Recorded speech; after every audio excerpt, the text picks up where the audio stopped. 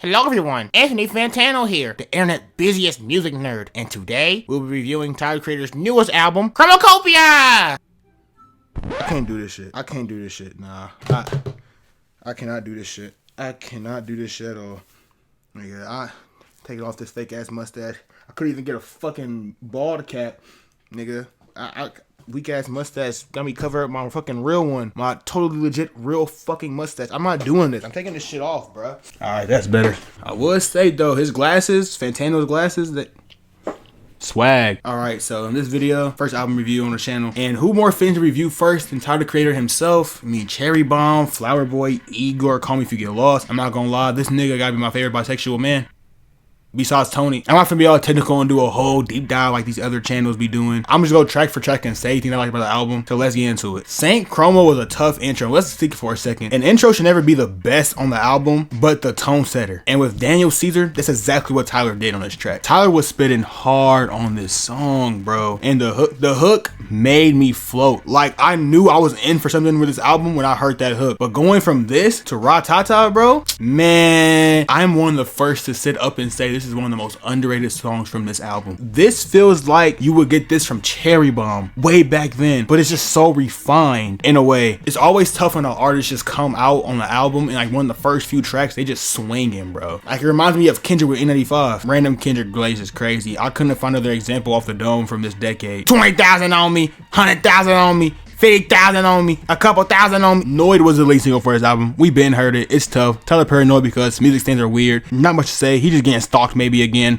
Big deal. Yada yada yada. Let's talk about polygamy though. I meant Darwin. My fault, chat. My fault. It's a song. Darn, not polygamy. By the time this video drops, we are way past knowing that this is gonna be the earthquake of this album, but for good reason, my nigga. This song is beautiful. Like, it's tough. I woke up at like 8 a.m. on release day, and I was dancing to this like the white dude from Boondocks, bro. Meat out and everything. This song had me hitting the LeBron Philly goat with my freshly washed meat dangling out in front of the mirror until I heard that verse from Tyler. And then I realized what he was saying, and I object!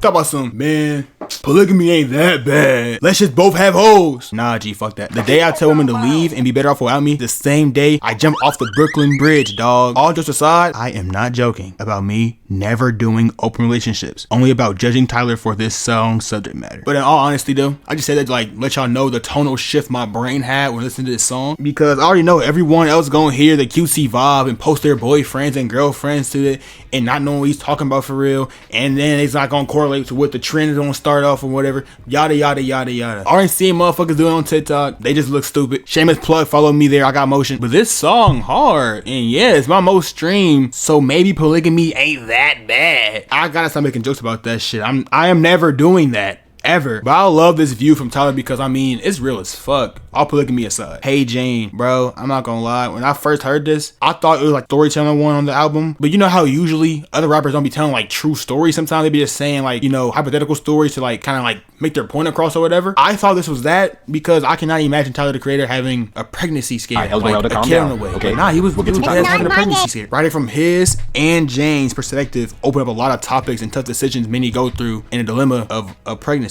And it's simply one of the best cases of Tyler storytelling. I Killed You is definitely one of the weaker songs on this album, but the subject matter is really, really important. It tackles like the issues black women have trying to attain societal beauty standards and all that, but it's not as recognized in the first few listens. Judge Judy was very soothing, but correct me if I'm wrong, this is about Tyler and Judy freaky shit. I'm not going to explain too much. Good song though. Wait, do not leave the video. Your computer is fine, your phone is fine, everything's fine. This is me in post.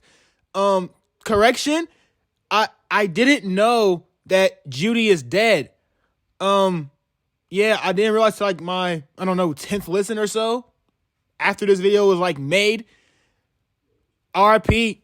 Think he gonna have all the hoes throwing ass. Like, they gonna be in the club throwing ass, in their room throwing ass, turn shit on the library, they gonna be on the desk throwing ass too. This is the posse cut of the album, man, and I'm gonna be real, I'm not a fan of Sexy Red. I don't know if you could tell already, but once again, Tyler made an unexpected collab work in his favor. Like, he's been doing this shit. He did it with 42 Doug and Young Boy Call Me If You Get Lost, Cardi on Earthquake, but this nigga got Glow and Sexy Red spitting on his production and went off. Like, we live in a crazy timeline. Wayne was there too, but let's not act surprised because like Wayne's on like every other Tyler album. Let's be real. He's a frequent collaborator. Everybody snapped, bro. The group project, everybody got an A. Nobody carried, nobody did ass, everybody did good. Take Your Mask Off is all about people faking their image to fit in and how they afraid of judgments from the world. W song. Tomorrow had motherfuckers feeling like emotional Patrick, bro. This is just so mellow and calm, which really shows how much Tyler is just truly aiding as a person. And that's some stuff that some other artists hate to admit, but that's a talk for another day. Thought I Was Dead, man. These niggas was rapping again. Schoolboy Q, Tyler, them trumpets, bro. This is real music. Ratata, still better, but trust, bro, this is up there. They both snapped. Now we go to Like Him. Like Him would have made me cry if I had extreme daddy issues. If you haven't heard that, that's on you. But I can't believe Tyler dad wasn't actually a bad dad. Like, he never abandoned Tyler or anything. His mom kept him away from his son, which is so crazy because that was freaky as hell. A huge